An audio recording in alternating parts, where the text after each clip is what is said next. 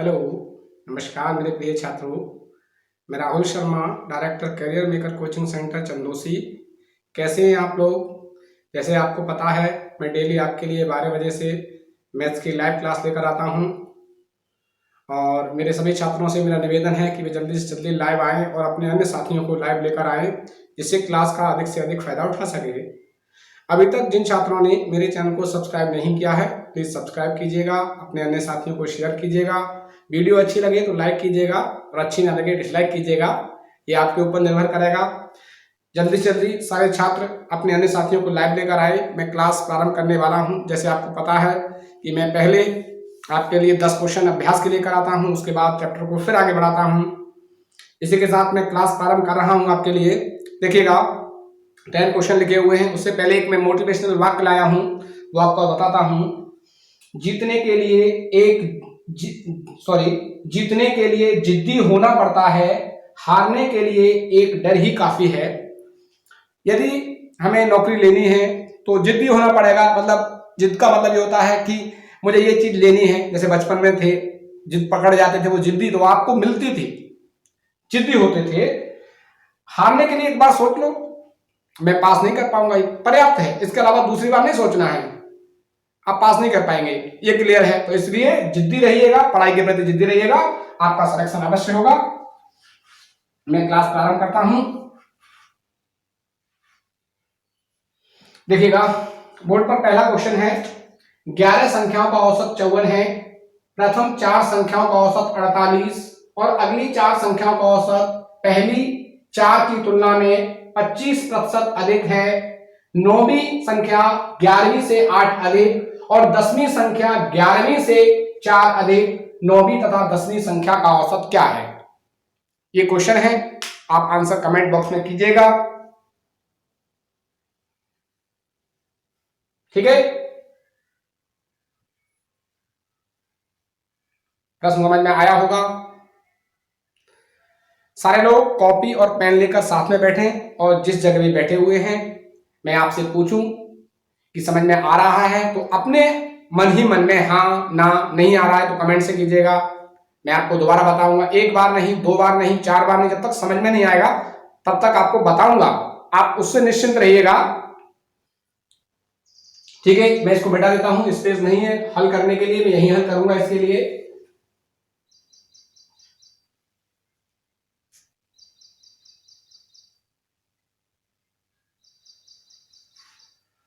देखिएगा, क्वेश्चन है 11 संख्याओं का औसत 54 है।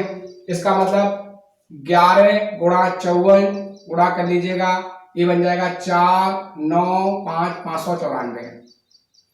इन 11 संख्याओं में से 4 संख्याओं का औसत 48 है, तो 4 गुणा 48 गुणा कर लेते हैं। 4 अट्ठे 32, 4 चौक 16 और 3 19, 192, ठीक है। अगली 4 का औसत पहली 4 की तुलना में 25% अधिक है।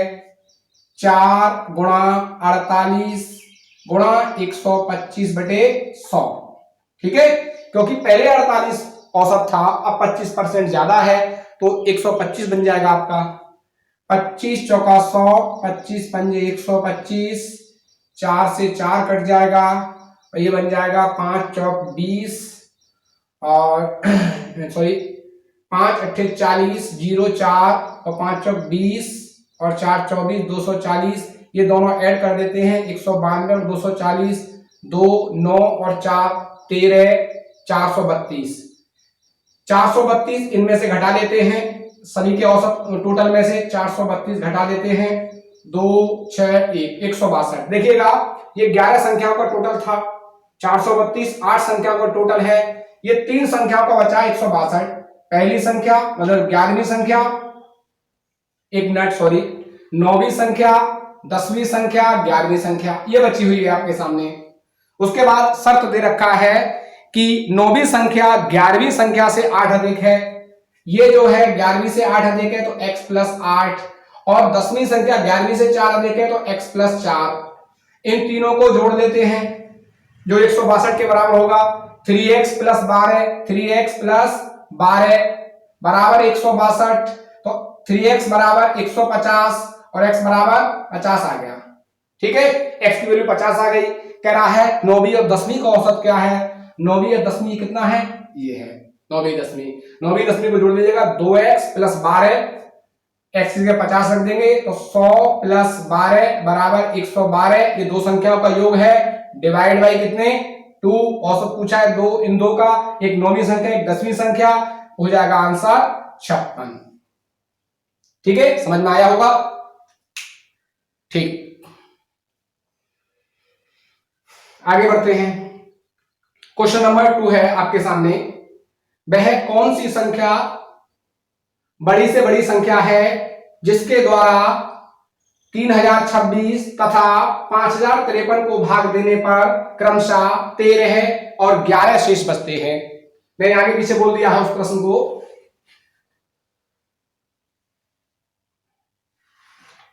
समझ में आया होगा। एक बार मैं रिपीट कर देता हूं, वह कौन सी सबसे बड़ी संख्या है जिसके द्वारा 3026 तथा 5053 को भाग देने पर क्रमशः 11 तथा 13 शेष बचता है। ठीक है, वेरी गुड। कई छात्रों ने पहले आंसर कर दिया है। प्रशांत ने ठीक आंसर किया है, वेरी गुड। दीक्षा ने ठीक आंसर किया है, इमरान ने ठीक आंसर किया है। देखिएगा, एचसीएफ निकालना है, सबसे बड़ी संख्या। ठीक है, और एचसीएफ वाले प्रश्न में जितनी संख्याएं होती हैं उतने ही शेष होते हैं, तो हर एक संख्या में से अपना शेष घटाया जाता है। 3026 माइनस 11, 5053 माइनस 13, ये कितना बन गया 3015, और ये बन गया 5040। ठीक है, हमें एचसीएफ निकालना है। 5040 को 3015 से भाग कर देते हैं, एक बार लग जाएगा 3015, ये बचा आपका 5, यहां बच गया 3, ये बचा आपका 2, ये बचा आपका 0, ये बचा आपका 2। अब 2025 से 3015 को भाग कर देते हैं, 2025 0, 11 में से 2 गया, 9 बच गया, 990, 990 ये बन गया। 990 से आप 2025 को भाग कर दीजिएगा, 2 बार लग जाएगा, 0, 9 दूने 18, 9 दूने 18 और 1 19। ठीक है, कितना बचा आपका 5,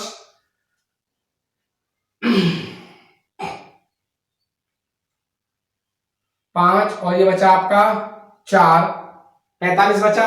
45 से अब 990 को भाग कर देते हैं, 45 दूनी 90, कितना बचा 9 0 90 पे 45 दूनी 90। देखिएगा पूरा पूरा डिवाइड हो गया, अंत में किससे डिवाइड किया 45 से, तो आंसर क्या हो गया 45।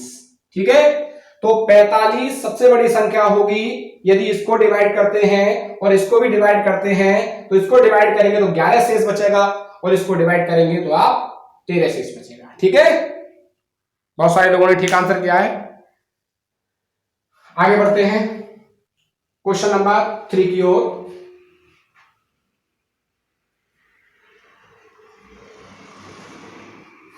क्वेश्चन नंबर 3 है, 4 घंटियां 6, 8, 12 तथा 18 मिनट के अंतराल पर बजती हैं। यदि 12 बजे एक साथ बजी हो तो 6 घंटे में कितनी बार बजेंगी।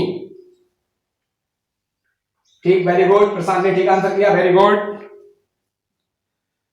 देखिएगा कैसे करना है, घंटियों वाला प्रश्न मैंने कल भी कराया था, उसके आगे का थोड़ा सा प्रश्न है। ये क्या निकालना है, एलसीएम निकालना है। 6, 8, 12, 18, 2 से काट देते हैं, 2 6 12, 2 चौक 2 दिया 6, 2 चौक 8, 2 6 12, 2 ने 18, फिर 2 से काटते हैं 3, 2 दूनी 4, 2 तिया 6 9। अब 3 से कट जाएगा, 3 एकम 3, 2 3 एकम 3, 3 तिया 9। अब किसी से नहीं कटेगा, अब गुणा ही करना पड़ेगा। 2 दूनी 4 तिया 12, 12 तिया 36, और 36 तिया कितना बना आपका,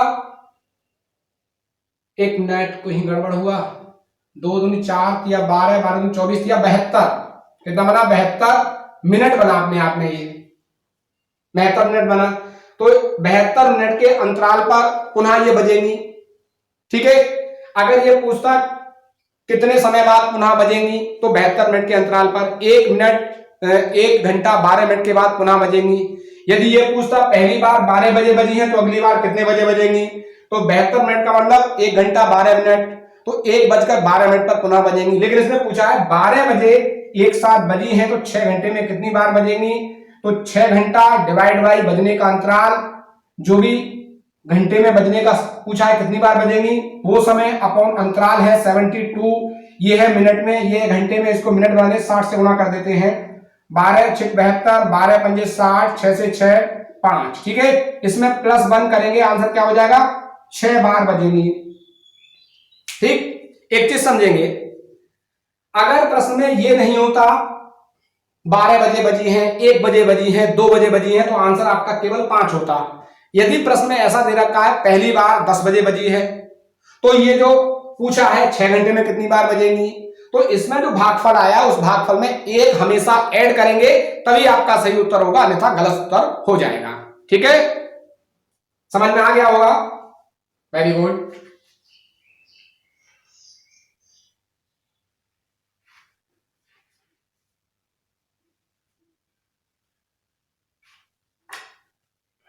देखिएगा, क्वेश्चन नंबर 4 है, एक क्रिकेट मैच में पहले 10 ओवर में रन रेट 3.2 रन था, 282 रन के लक्ष्य का पीछा करते हुए शेष 40 ओवर में औसत रन रेट होना चाहिए। ठीक, वेरी गुड, कई लोगों ने पहले आंसर कर दिया है, गुड। प्रशांत ने ठीक आंसर किया है, दीक्षा ने ठीक आंसर किया है, हर्ष ने ठीक आंसर किया है, वेरी गुड। देखिएगा, जिन्होंने आंसर नहीं किया है समझते हैं। 10 ओवर में उसका जो औसत रन रेट है वो 3.2 है, तो इसका मतलब 10 ओवर में 3.2 के औसत से कितना रन बन गया होगा, 32 रन बन गया होगा। उसके सामने टारगेट क्या है, 282, तो 282 में से 32 रन घटा दीजिएगा, इसका मतलब 250 रन बचे हैं। अभी कितने ओवर में बनाने हैं 250 रन, 40 ओवर में बनाने हैं। 40 ओवर से डिवाइड कर दीजिएगा, इसे 0 से 0 काट लेते हैं, 6 चौक 6 4 6 24 दशमलव लग जाएगा, 4 दूनी 8, 4 पंजे 20, 6.25 रन औसत उसे और चाहिए, तब ये रन बना पाएगा। ठीक है, ठीक, समझ में आया, वेरी गुड। आगे बढ़ते हैं,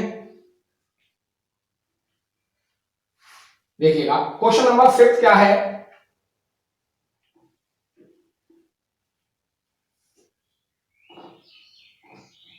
क्वेश्चन नंबर 5 आपके सामने है, एक व्यक्ति 223.2 रुपए की कुछ किताबें खरीदा, उसमें से 1656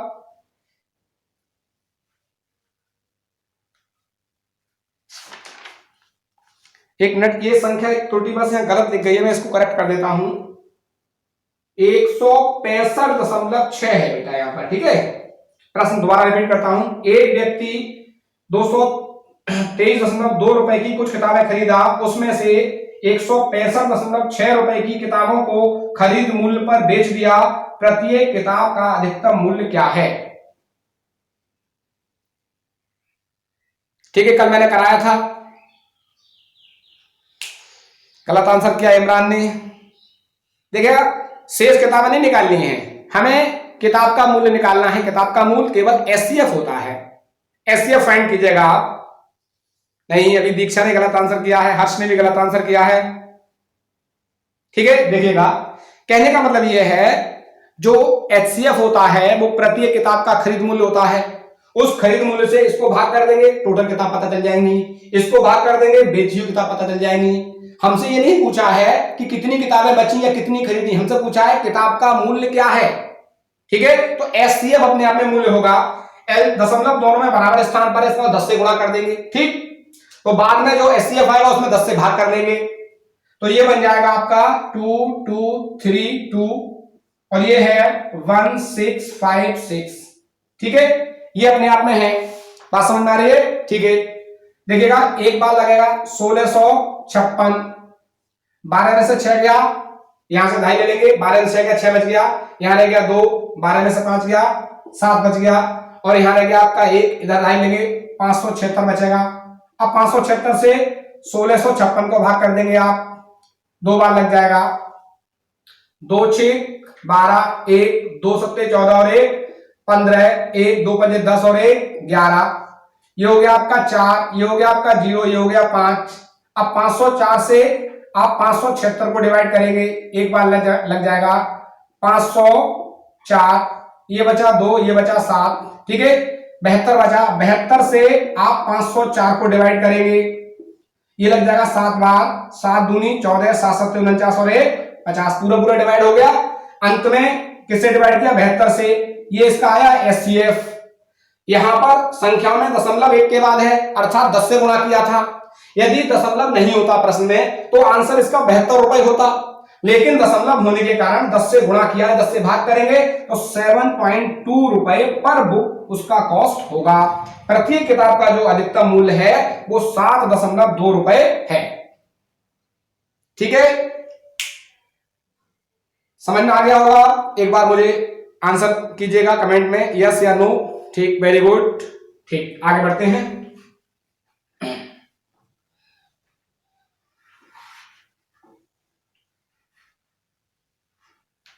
देखिएगा, क्वेश्चन नंबर 6 आपके सामने है। 6 नंबर है, 4 संख्याओं में 6:8:9:10 का अनुपात है। यदि उनका मासा 5 है तब लासा होगा। ठीक, वेरी गुड। प्रशांत ने ठीक आंसर किया है, हर्ष ने ठीक आंसर किया है, दीक्षा ने ठीक आंसर किया है, सपना ने ठीक आंसर किया है, इमरान ने ठीक आंसर किया है। Good, very good. ठीक है, देखिएगा, जब अनुपातिक मान दिया हो संख्याओं का और एचसीएफ दिया हो तो एचसीएफ से अनुपात में गुणा कर लेंगे तो सभी संख्या पता चल जाएंगी। एक संख्या और 6 पंजे 30, एक संख्या हो जाएगी 5 अट्ठे 40, एक हो जाएगी 5 नयम 45 और एक हो जाएगी 5 दाई 50। क्या निकालना है? एलसीएम निकालना है। एलसीएम फाइंड कर लेते हैं। 2 से काटते हैं पहले, 2 से 15 बार, 20 बार, 45 बार, 25 बार। फिर 5 से काटते हैं, 5 से, 5 तिया 15, 5 चौक 20, 5 नयम 45, 5 पंजे 25। अब 3 से काटते हैं, 3 एकम 3, 4, 3 तिया 9, 5। ठीक है, अब नहीं कटेगा, इसका मतलब गुणा ही करना पड़ेगा। 2 पंजे 10, 10 तिया 30, 30 चौक 120, 120 गुणा 15, ये हो जाएगा 15, और 15 गुणा 12 होता है 180, गुणा करते हैं 0 बचा है 1800, तो इसका एलसीएम क्या होगा? 1800।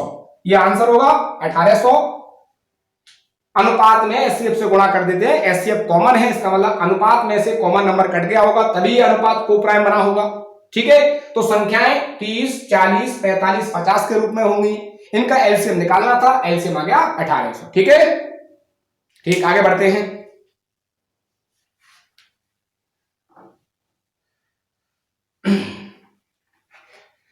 क्वेश्चन नंबर 7 है, वह बड़ी से बड़ी संख्या क्या है जिसे 5834 में से घटाने पर प्राप्त संख्या 20, 28, 32, 35 से पूर्णतः विभक्त हो?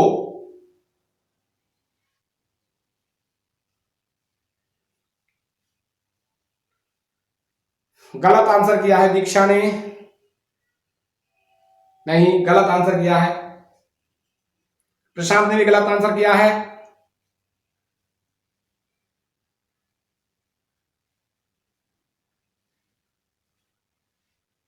ठीक, सपना ने ठीक आंसर किया, वेरी गुड।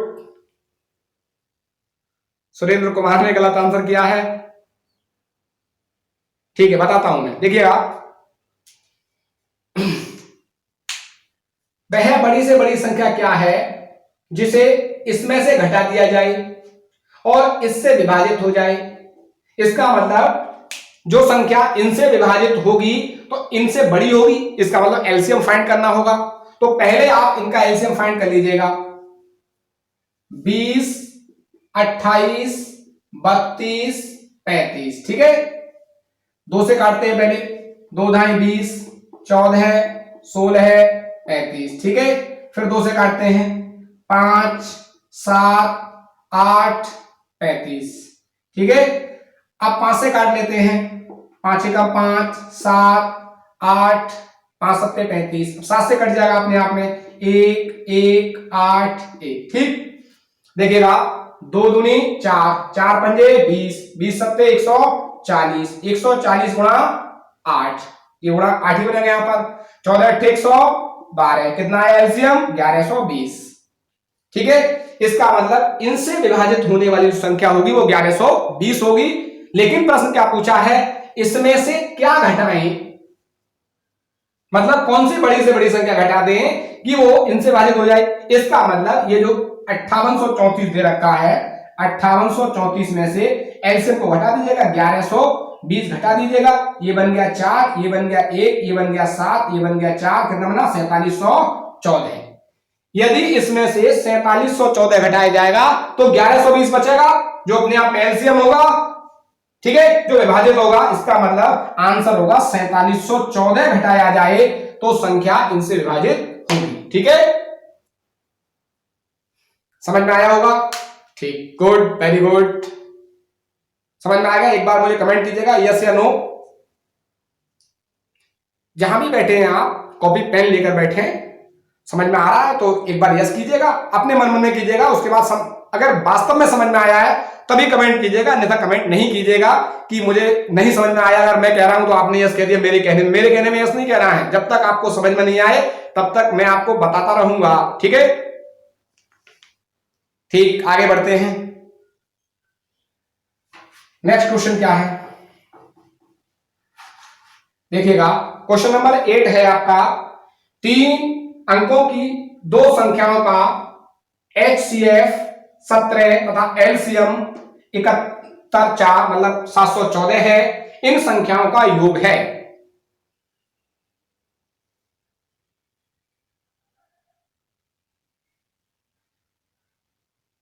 जल्दी आंसर कीजिएगा। ठीक है, वेरी गुड, ठीक, very good.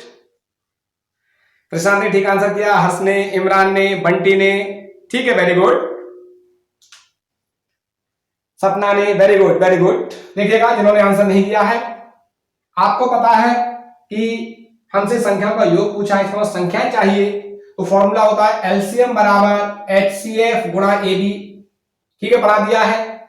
LCM 714, HCF 17, AB आपको फाइंड करना है।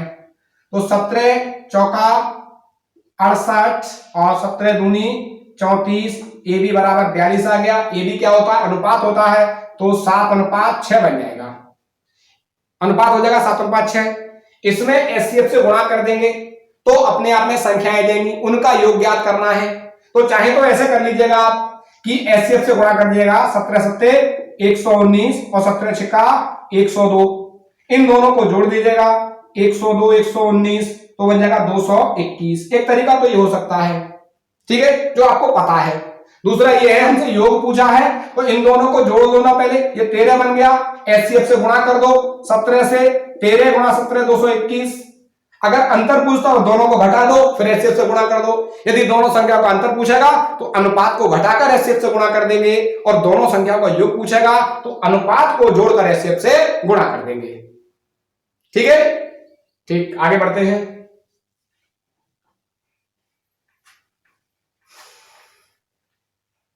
क्वेश्चन नंबर 9,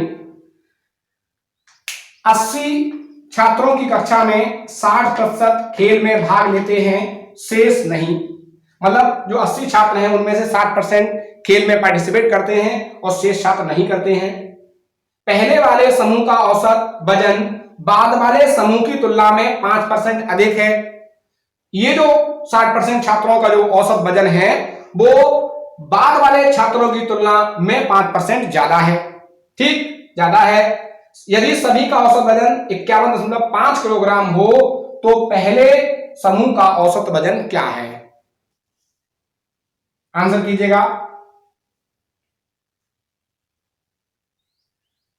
बहुत कम लोग आंसर कर रहे हैं, जितने लोग लाइव हैं उतने लोग आंसर नहीं कर रहे हैं।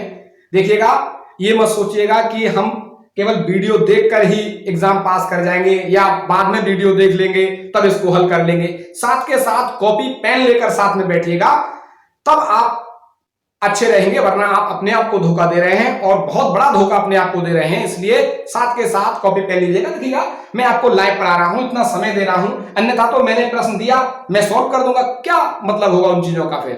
ठीक है, देखिएगा, 80 छात्रों की कक्षा में 60% खेल में भाग ले रहे हैं, तो 80 में से 60% खेल में भाग ले रहे हैं, तो 80 गुणा 60 बटे 100, 0 से 0, 48 तो खेलने वाले हैं।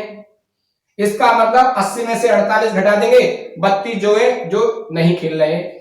48 खेलने वाले हैं और 32 खेल नहीं खेल रहे हैं।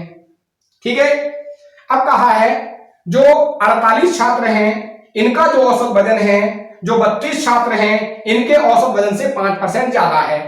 देखिएगा, इनका जो 48 का जो वजन है औसत वो मान लिया x, और जो 32 है इनका औसत वजन x। अभी मैंने दोनों को x लिख लिया है, ठीक है, अभी दोनों को बराबर लिख लिया है। कह रहा है ये वाला जो औसत वजन है वो इस वाले से 5% ज्यादा है, तो 105 बटे 100। इसका मतलब 32 का औसत वजन x हो गया और 48 का औसत वजन 5% ज्यादा होने के साथ ये हो गया x गुणा 105 बटे 100। यदि 5% बढ़ता है, 10% बढ़ता है, 20% बढ़ता है, ठीक है, तो 100 प्लस करके डिवाइड बाई 100 कर देते हैं, तो ये उसका बड़ा हुआ वजन हो गया। ठीक है, इसको काट लेते हैं, 5 से 21 बार कट जाएगा, 20 बार कट जाएगा, तो इसका औसत वजन हो गया 21x बटे 20, और ये औसत वजन अपने आप में x है। ठीक है, अगर मैं इनका कुल वजन ज्ञात करूं तो 48 से गुणा इसमें कर देता हूं, इनका कुल वजन ज्ञात करूं तो 32 से गुणा इसमें कर देता हूं। ठीक है, मैं आगे लिख लेता हूं, 4 से काट देता हूं, 12 बार कट गया और 4 पंजे 20 बार कट गया।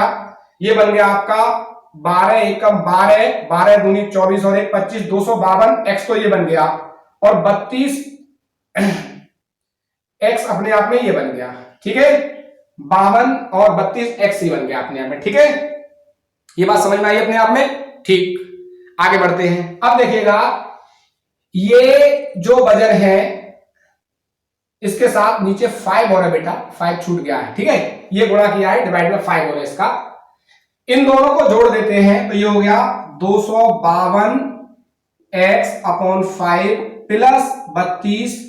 ये 52, 32 और 48 का कुल वजन है, और इनका टोटल वजन 80 छात्रों का टोटल वजन क्या है, कह रहा है औसत 51.5 है, तो 80 गुणा 51.5। ठीक है, अब मैं इसकी गुणा कर दशमलव से इसका 0 हटा देता हूं, क्योंकि दशमलव से गुणा करेंगे 0 बाद में हट जाएगा। ये बन जाएगा 8 पंजे 40, 4, 8 एकम 8 और 4 12, 1, 8 पंजे 40, 4120। ठीक है, ये गुणा करके 4120 बन गया। ये बन जाएगा 160। ठीक है, और इसके साथ x था 160 प्लस ये बना अपने आप में, तो ये बन गया आपका 412x बटे 5 बराबर, ये ऐसे लिख लेते हैं 4120। क्रॉस मल्टीप्लाई हो जाएगा तो 5 गुणा यहां कर देगा, ये वाला 5 गुणा यहां कर देगा, 5 में यहां से हटा देता हूं, ये हो गया 412x बराबर 4120 गुणा 5, ऐसे लिखा गया इसको। तो x बराबर 4120 गुणा 5 अपॉन 412, ये इससे 10 टाइम कट जाएगा, तो x की वैल्यू कितनी आ गई, 50 आ गई। ठीक, x की वैल्यू 50 आ गई। पूछा क्या है, प्रश्न में पूछा है कि पहले समूह का औसत वजन क्या है। पहले समूह का जो औसत वजन है वो ये वाला पहले समूह का औसत वजन है 21x बटे 20। ठीक है, तो 21x बटे 20 में मैं x की वैल्यू पुट कर देता हूं, 21 इंटू 50 अपॉन 20, 0 से 0 कट जाएगा, 105 बटे 2 बराबर 2 पंजे 10, 2 दूनी 4, 2 पंजे 10, 52.5 किलोग्राम। ठीक है, देखिएगा थोड़ा सा लेंथी होगा क्योंकि शॉर्टकट कोई नहीं बनेगा। एग्जाम में ये मान के चलिएगा कि आपके लगभग 60% क्वेश्चन आप आसानी से कर जाएंगे, बहुत आसानी से कर जाएंगे मैथ में। उसके बाद 40% क्वेश्चन होंगे, उसमें कुछ क्वेश्चन ऐसे होंगे जो थोड़ा सा ज्यादा समय देना पड़ेगा, कुछ क्वेश्चन होंगे उन्हें ज्यादा समय देना पड़ेगा, क्योंकि गणित एक अपना एक ऐसा सब्जेक्ट है जो कॉन्सेप्ट, देखिए सारे जो प्रश्न बने हैं वो कॉन्सेप्ट से बने हैं, बाद में उनका शॉर्टकट बनाया गया है, तो टफ नहीं है। प्रैक्टिस जितना करेंगे, जितना आप प्रैक्टिस करेंगे उतना आपके लिए चीजें आसान होती जाएगी, कैलकुलेशन जितनी अच्छी हो जाएगी उतना आप इसको फास्ट कर सकते हैं, आपकी स्पीड खुद ब खुद बढ़ जाएगी। ठीक है, मिटा देता हूं मैं। ठीक,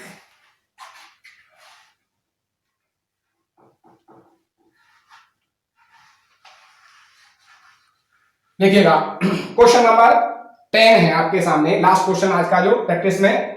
x और 1/x का औसत n है, तब x स्क्वायर तथा 1/x स्क्वायर का औसत होगा।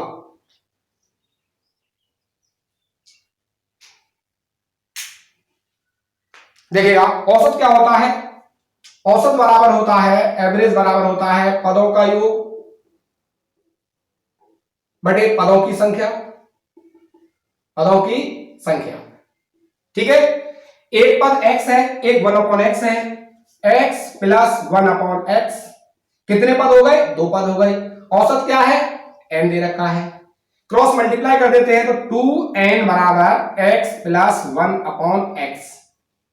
ठीक है, मतलब इन दोनों का योग आ गया, या कह सकते हैं x प्लस 1/x बराबर 2n आ गया। एलजेब्रा जैसा क्वेश्चन दे रखा है, एलजेब्रा की क्वेश्चन होती नहीं है, x प्लस 1/x बराबर ये है, तो x की क्यूब प्लस 1/x की क्यूब बराबर क्या होगा।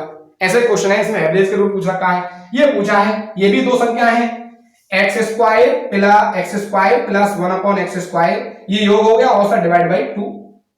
ठीक है, इसका मतलब हमें x square plus 1/x square की वैल्यू चाहिए, तो जो इक्वेशन नंबर 1 है इसका हम स्क्वायर कर देते हैं बोथ साइड। ठीक है, स्क्वायर कर देते हैं, देखिए मैं इसको यहां लिख लेता हूं, तो ये बन गया आपका 4n स्क्वायर बराबर, ये देखिएगा x प्लस 1/x का होल स्क्वायर मतलब a प्लस b का whole square, x square plus 1/x square plus 2x 1/x मतलब a स्क्वायर plus b square plus 2ab, ये वाला वैल्यू कैंसिल हो जाएगा, तो बना 4n स्क्वायर बराबर x square plus 1/x square plus 2, तो इसको लिख सकते हैं हम 4n स्क्वायर माइनस 2 बराबर x square plus 1/x square. ठीक है, अब देखिएगा x square plus 1/x square बराबर क्या है, 4n स्क्वायर माइनस 2, तो इसकी जगह मैं क्या रख सकता हूं, 4n स्क्वायर माइनस 2, तो यहां पर 4n स्क्वायर माइनस 2 रख सकता हूं। ठीक है, अपॉन में 2 है, यहां से 2 कॉमन आ जाएगा, 2 कॉमन आ गया तो ब्रैकेट में 2n स्क्वायर माइनस 1 अपॉन 2, 2 से 2 कैंसिल हो गया, क्या बचा आंसर 2n स्क्वायर माइनस 1, ये आपका इसका औसत होगा, x square plus 1/x square का औसत होगा। ठीक, समझ में आया। ठीक है, आगे बढ़ते हैं। अब देखिएगा, अब क्लास को आगे बढ़ाते हैं। जैसे आपको पता है कि मैं पहले आपके लिए प्रैक्टिस के लिए जो पीछे करा दिया है वहां तक मैं प्रैक्टिस करा देता हूं, उसके बाद फिर आगे बढ़ते हैं।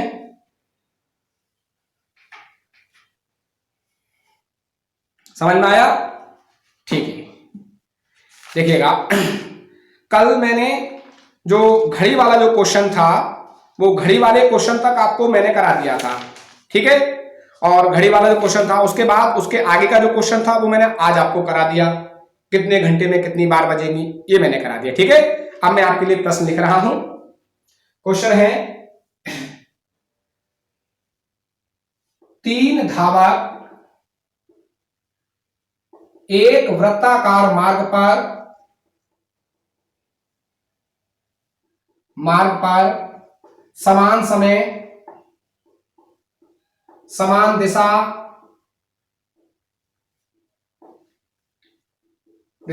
तथा समान स्थान से दौड़ना प्रारंभ करते हैं, वे उसका एक एक चक्कर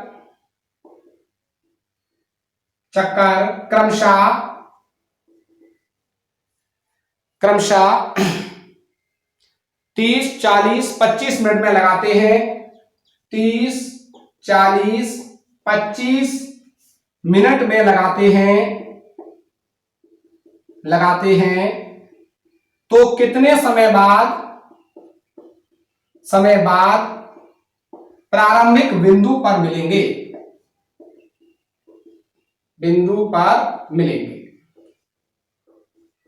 ठीक है, देखिएगा पहले प्रश्न को समझेंगे, मैं उम्मीद करता हूं बहुत सारे छात्रों ने इसको प्रश्न को हल कर लिया होगा। देखिएगा ये सर्किल पाथ है और ये जो 3 लोग हैं एक ही बिंदु से मतलब यहां से इसी जगह से इसी पॉइंट से तीनों दौड़ना प्रारंभ करते हैं और एक ही समय और एक ही दिशा में ऐसे प्रारंभ करते हैं। ठीक है, एक व्यक्ति 30 मिनट में इसका एक चक्का लगा लेता है, एक व्यक्ति 40 मिनट में एक चक्का लगा लेता है, एक व्यक्ति 25 मिनट में एक चक्का लगा लेता है। कहने का मतलब ये है, ये वाला व्यक्ति दौड़ता है तो 30 मिनट में यहां से यहां तक एक बार आ जाता है, फिर ये वाला 40 मिनट में आ जाता है, ये वाला 25 मिनट में आ जाता है। तो ये पूछा कितने समय बाद तीनों यहीं पर फिर आएंगे, एक साथ तीनों जैसे स्टार्ट हुए थे ऐसे तीनों एक साथ फिर होंगे। ऐसे निकाल लीजिएगा 30, 40, 25, 2 से काटते हैं पहले 15, 20, 25, फिर 5 से काटते हैं 5 तिया 15, 5 चौक 20, 5 पंजे 25। अब नहीं कटेगा, ठीक, 5 दूनी 10, 10 तिया 30, 30 चौक 120, 120 गुणा 5 कितना हो गया 600।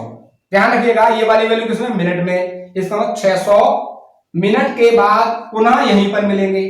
अब देखिएगा जब प्रश्न में उत्तर मिनट की वैल्यू 60 या 60 से बड़ी आती है तो घंटा कर देते हैं पूरा, सेकंड की वैल्यू 60 या 60 से बड़ी आती है तो मिनट कर लेते हैं पूरा।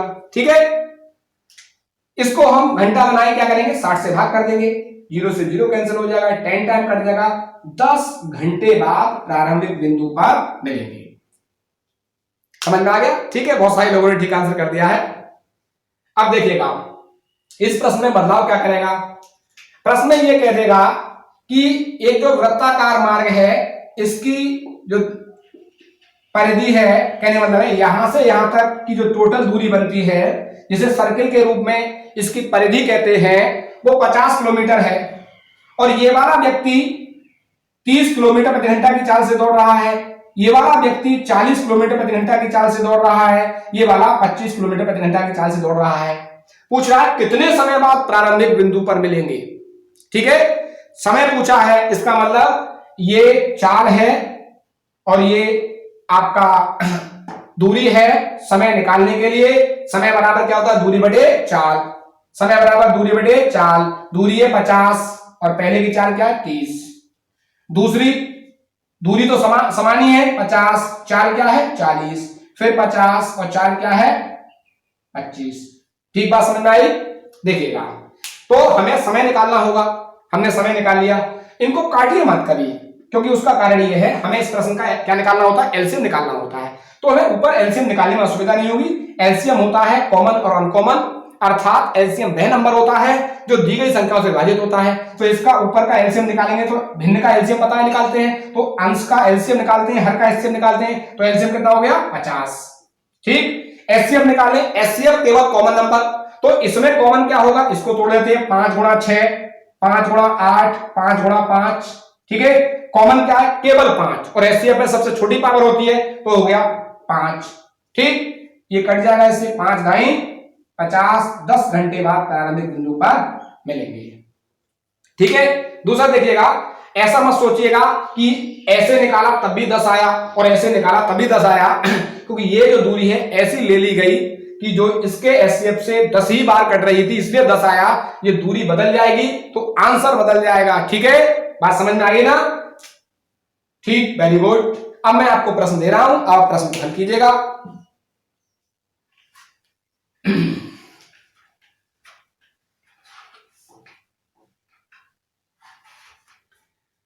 देखिएगा प्रश्न है, 3 धावक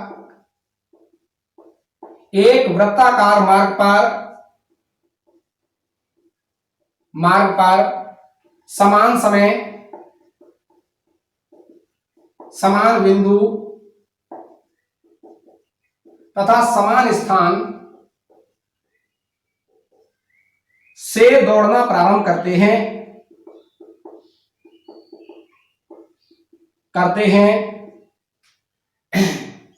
वे क्रमशः 4 किलोमीटर प्रति घंटा, 5 किलोमीटर प्रति घंटा, 8 किलोमीटर प्रति घंटा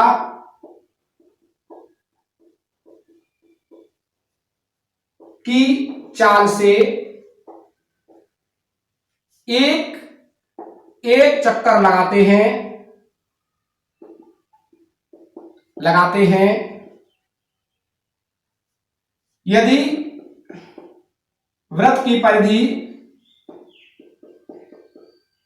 20 किलोमीटर हो तो कितने समय बाद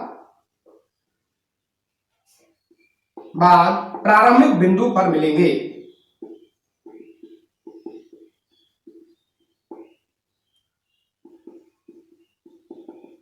ठीक है, वेरी गुड। बहुत सारे लोगों ने पहले आंसर कर दिया, ठीक है, वेरी गुड। देखिएगा जिन्होंने आंसर नहीं किया, परिधि कितनी है 20 किलोमीटर, स्पीड क्या है 4, 5 और 8, इसका मतलब 20/4, 20/5 और 20/8। एलसीएम निकालना है, एलसीएम तो 20 आ गया ऊपर का। एचसीएफ निकालना है, एचसीएफ जब निकालते हैं, यदि एचसीएफ निकालने के क्रम में एक भी संख्या अभाज्य होती है तो एचसीएफ हमेशा 1 हो जाता है। देखिएगा इन 3 संख्याओं का एचसीएफ निकालेंगे तो देखो 5 कैसी अभाज्य है तो एचसीएफ क्या हो गया 1। इसका मतलब 20 घंटे बाद प्रारंभिक बिंदु पर मिलेंगे। ठीक है, समझ में आ गया। पहले सारे लोगों ने ठीक आंसर कर दिया, गुड। आगे बढ़ते हैं।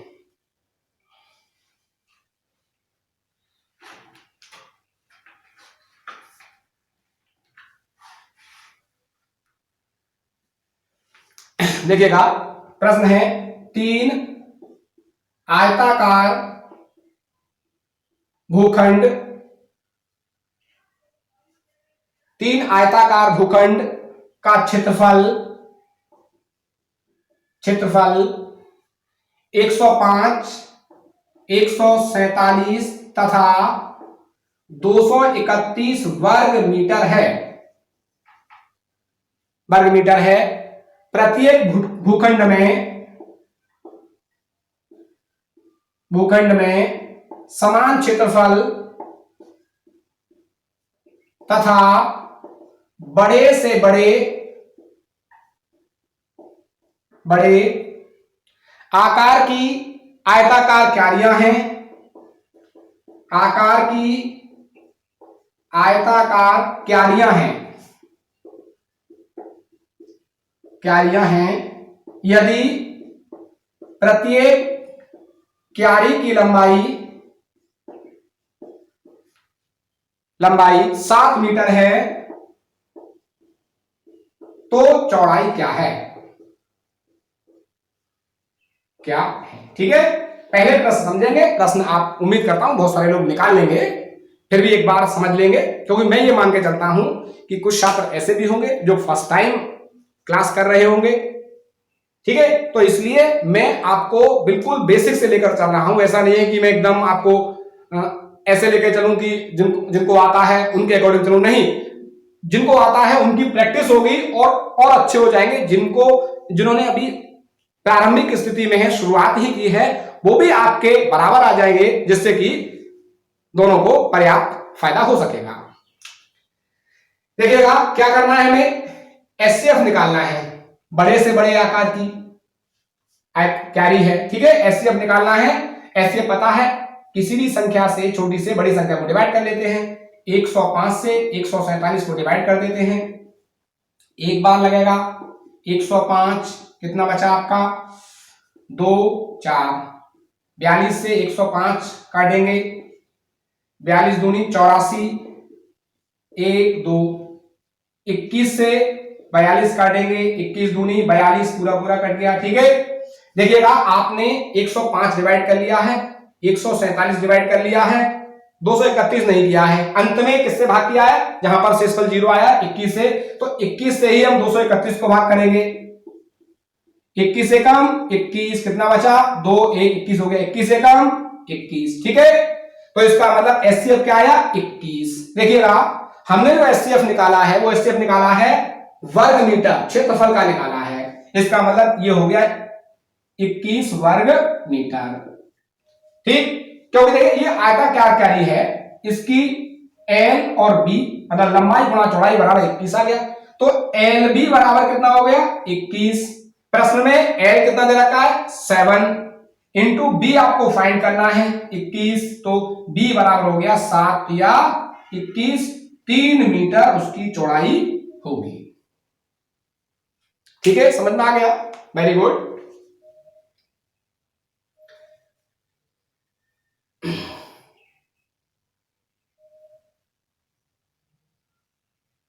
ठीक है, आगे बढ़ते हैं।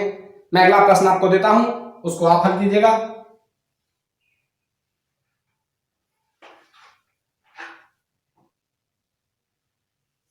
ठीक है, प्रश्न यह है आपकी है, दो आयताकार भूखंड का क्षेत्रफल क्रमशः 456 तथा 1032 वर्ग मीटर है। प्रत्येक भूखंड में समान क्षेत्रफल तथा बड़े से बड़े आकार की क्यारियां हैं। प्रत्येक क्यारी की लंबाई 8 मीटर है, तो चौड़ाई क्या है? ठीक है,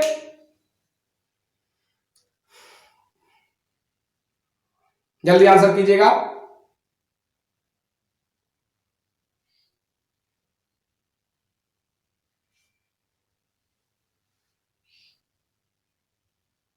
ठीक, वेरी गुड। ठीक, वेरी गुड।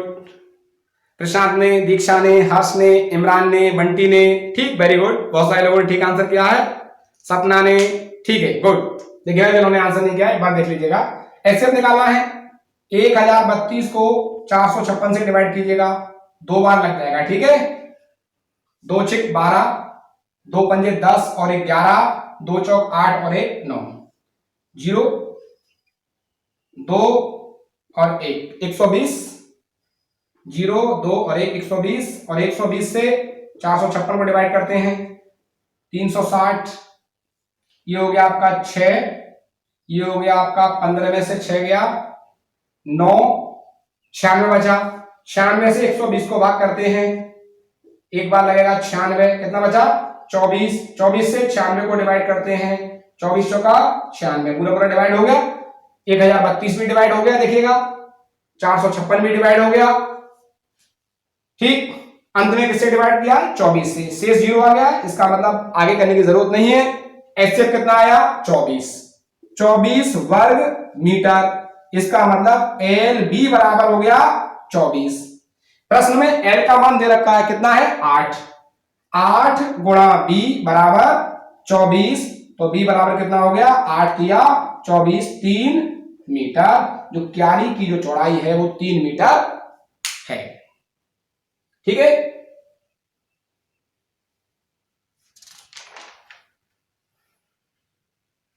आगे बढ़ते हैं।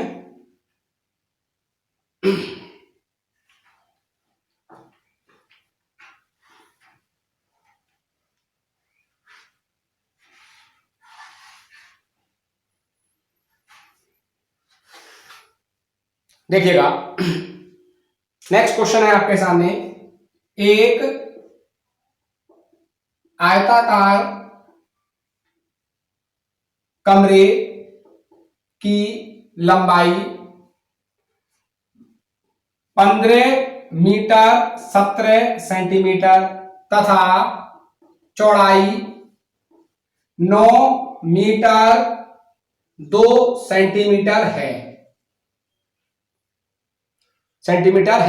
इसकी छत के निचले भाग में, इसकी छत के निचले भाग में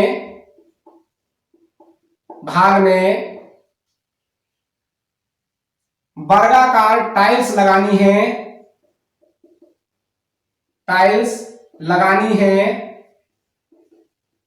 तो लगने वाली टाइल्स की संख्या क्या होगी?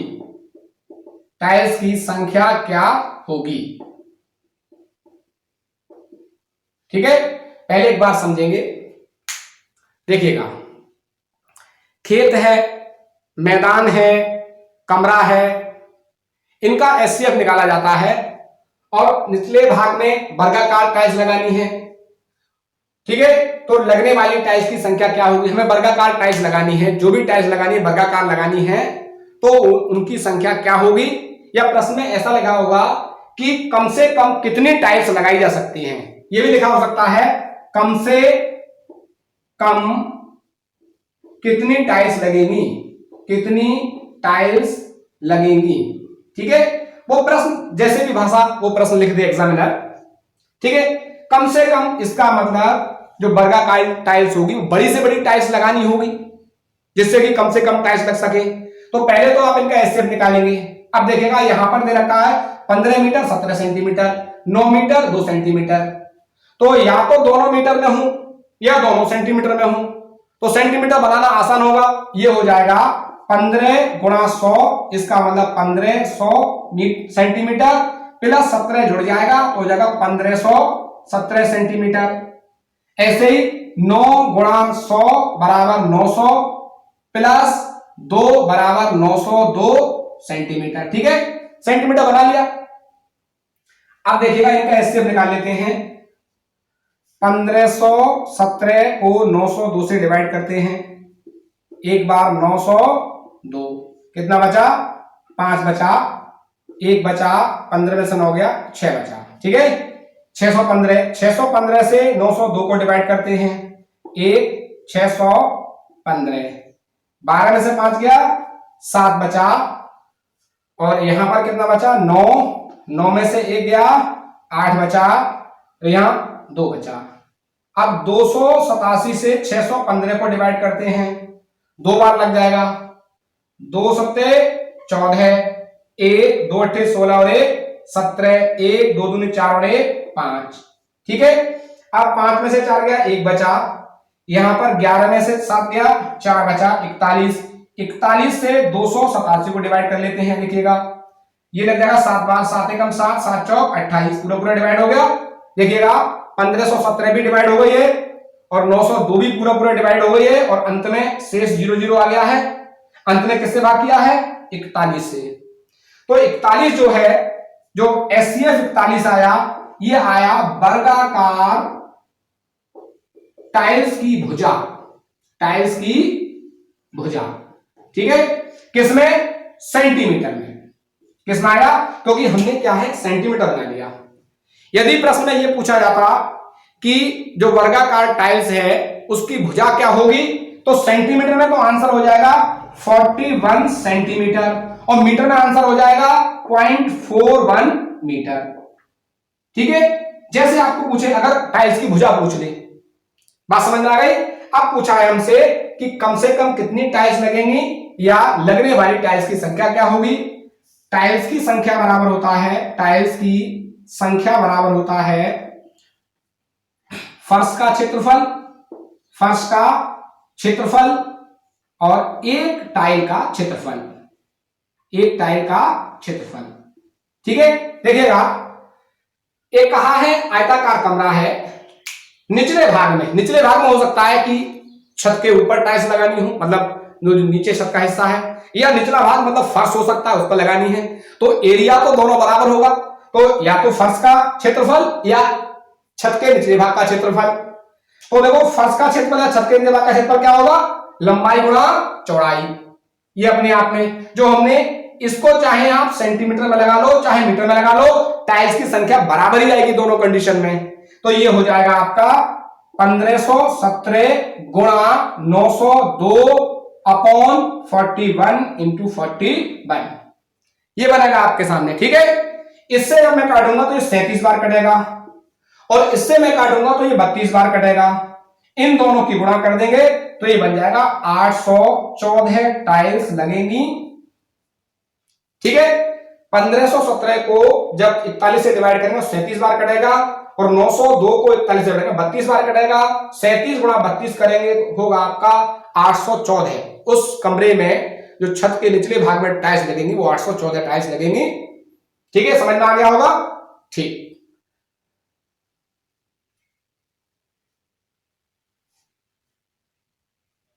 ठीक है, आगे बढ़ते हैं।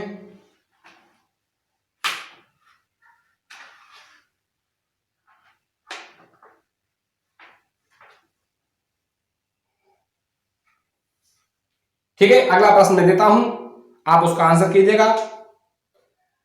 एक आयताकार कमरे की लंबाई 25.97 मीटर तथा चौड़ाई 16.43 मीटर, 16.43 मीटर है, उस पर वर्गाकार टाइल्स लगानी है, तो लगने वाली टाइल्स की संख्या क्या होगी या कम से कम कितनी टाइल्स लगेंगी? आंसर कीजिएगा।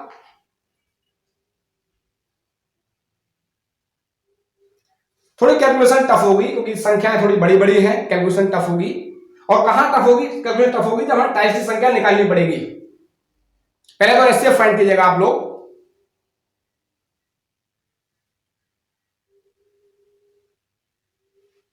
ठीक है, देखिएगा एलसीएम एचसीएफ फाइंड करना है, सॉरी एचसीएफ फाइंड करना है। 0.2 के बाद है, 100 से गुणा करना पड़ेगा, तो ये 25.97 को 16.43 से डिवाइड कर देते हैं। एक बार लग जाएगा 16.43, 4 5 15 में से चला गया 9, 954 से 1643 को डिवाइड करते हैं। एक बार लगेगा 954, 13 में से 4 गया 9 बचा, और 13 में से 5 गया 8 बचा, ठीक है, और 15 में से 9 गया 6 बचा। 689 से 954 को डिवाइड कर देते हैं। 689, 14 में से 9 गया 5 बच गया, 14 में से 8 गया 6 बच गया, 265, ठीक है। इधर लिख लेते हैं 265 से 689 को डिवाइड करते हैं, 2 बार लग जाएगा, 2 पंजे 10, 2 छिक 12 और 1 13, 2 दूनी 4 और 1 5, ये 9 बचा, ये 5 बचा और ये 1 बचा, 9 5 1, 159 से 265 को डिवाइड कीजिएगा। एक बार लगेगा 159, ठीक है। ये हो गया 15 में से 9 गया 6 बचा, यहां 0 बचा, यहां 1 बचा, ठीक। 106 से 159 को डिवाइड करते हैं। 106 3 5 53 बचा, 53 से 106 को डिवाइड करते हैं। ये बना आपका 2 बार लगा 106, पूरा पूरा डिवाइड हो गया। अंत में किससे डिवाइड किया? 53 से। इसका मतलब एचसीएफ कितना आया? 53, ठीक है, 53 आया। अब देखिए यहां पर दशमलव कितने के बाद था? 2 के बाद, दशमलव 2 के बाद, तो 0.53 मीटर की जो होगी वो वर्गाकार टाइल्स होगी। क्या होगा? 0.53 मीटर की वर्गाकार टाइल्स होगी। सेंटीमीटर में दिया होगा तो 53 सेंटीमीटर की होगी, और मीटर में दिया होगा टाइल्स की भुजा ये होगी। ये जो है ये है टाइल्स की भुजा, टाइल्स की भुजा, ठीक है। हमें बतानी है टाइल्स की संख्या, पता है आपको टाइल्स की संख्या बराबर फर्श का क्षेत्रफल, ये अपने आप में क्षेत्रफल होगा, दशमलव वाली वैल्यू लगा दे, कोई दिक्कत नहीं है। 25.97 मल्टीप्लाई 16.43 अपॉन 0.53, दशमलव से दशमलव दोनों कैंसिल हो जाएंगे, ठीक है। ये जब सॉल्व करेंगे तो ये अपने आप में बनेगा आपका 1519। ये सॉल्व करके सॉल्व आप एक बार कर लेंगे, ठीक है ना, कर लेंगे ना। अब इसको केवल डिवाइड करना है, ठीक, समझ में आ गया? देख लीजिएगा, अगर किसी की समझ में नहीं आया हो एक बार मुझे कमेंट करके बताइएगा कि समझ में नहीं आया, मैं दोबारा बताऊंगा। हाँ, देखिए कहने का मतलब ये है कि कैलकुलेशन एचसीएफ में कुछ संख्याएं, जैसे ये संख्याएं हैं, ये काफी आगे जाकर जीरो शेष बच रहा है, डिवाइड करते करते डिवाइड करते करते, तो इसलिए लेंदी हो रहा है। ये एग्जाम का क्वेश्चन है, ये वैसा क्वेश्चन है, एग्जाम आया हुआ क्वेश्चन है, तो ऐसे प्रश्न कोई दिक्कत नहीं, एक ही तो प्रश्न आएगा ना। मान लो एचसीएफ के 2 प्रश्न आएगा, उसमें हो सकता है एक प्रश्न ये वाला हो, तो कोई नहीं, एक प्रश्न में टाइम देना पड़ेगा। दूसरा विकल्प भी तो नहीं है ना कि आप करेंगे कैसे, फिर या तो छोड़ दीजिएगा, लेकिन छोड़कर काम चलेगा नहीं, तो करिएगा, क्योंकि समय बचेगा। पेपर में ऐसा नहीं है पूरा आपके सामने गणित भरा होगा, सारी चीजें होंगी। जीएस देखिएगा, क्वेश्चन पढ़ेंगे, आंसर आ रहा होगा आप टिक करेंगे, अन्यथा छोड़ देंगे। वहां तो आपको टाइम कंज्यूम करना नहीं है, जो पढ़ने में टाइम लगेगा वही टाइम लगेगा, सॉल्व करने में टाइम नहीं लगेगा आपको। ठीक है ना? ठीक है, आगे बढ़ते हैं। देखिएगा मेरे प्यारे बच्चों, मैं उम्मीद करता हूं कि आप जो है लगातार लाइव आते हैं, और मैं भी इसीलिए, आप डेली आते हैं इसीलिए मैं लगातार आपके लिए बना हुआ हूं, क्योंकि आपसे मुझे बहुत प्रेरणा मिलती है कि आप भी कितने जिम्मेदार हैं, लगातार आप पढ़ रहे हैं। और ईश्वर से मैं प्रार्थना करता हूं कि आपको सफलता अवश्य मिलेगी, आपको कोई रोक नहीं सकता। लेकिन आप ऐसे ही लगे रहिएगा जैसे आप लगातार पढ़ रहे हैं। और मैं जो आपको पढ़ा रहा हूं मैथ में, जो मैंने सेक्शन पढ़ा दी अभी तक, आपको इतने क्वेश्चन में करा दूंगा कि आपको किताब की जरूरत नहीं पड़ेगी, किसी किताब की जरूरत नहीं पड़ेगी। क्योंकि देखिएगा मैं पिछले दिन से, काफी दिन से पढ़ा रहा हूं आपको लाइव। 1 या 2 कैंडिडेट ही मुझसे क्वेश्चन पूछा है, नया क्वेश्चन जो उनको मिला है वो पूछा है बकाया। किसी कैंडिडेट को मैंने मौका नहीं दिया कि आपको नया क्वेश्चन मिले, क्योंकि जितने भी नए क्वेश्चन हैं मैं अपनी किताबों से ढूंढकर, मैं इंटरनेट के माध्यम से ढूंढकर, अन्य कई सोर्स के माध्यम से ढूंढकर उन प्रश्नों को मैं स्वयं आपको सॉल्व करा देता हूं। तो आपके लिए किताब की आवश्यकता नहीं पड़ेगी। जितना मैं पढ़ा रहा हूं इस पर आप कमांड रखिएगा।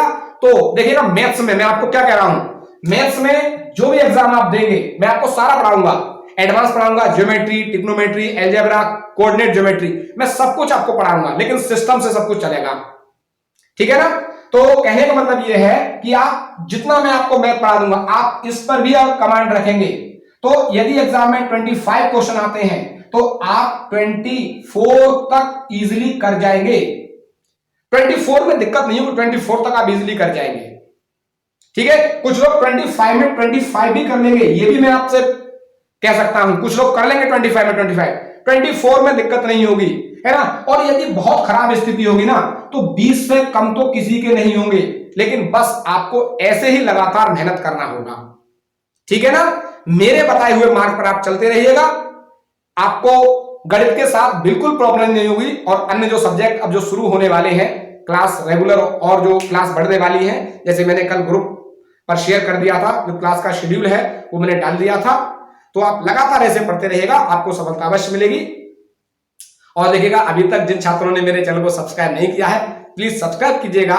वीडियो अच्छी लगे तो लाइक कीजिएगा, अपने अन्य साथियों को शेयर कीजिएगा, उनसे सब्सक्राइब कराइएगा। जैसे मैं आपको मेहनत कर रहा हूं, थोड़ी सी मेहनत, आपको केवल बोलना है कि भाई ये वीडियो तो कितनी अच्छी है, कितना अच्छा सर पढ़ा रहे हैं, आप इसको देखिएगा। अच्छा लगे तो लाइक कीजिएगा, अच्छा ना लगे तो लाइक नहीं डिसलाइक कीजिएगा, कोई दिक्कत नहीं। ठीक है ना? बस लेकिन आप मेहनत से, मन से, लगन से पढ़ते रहिएगा। ठीक है? All the best.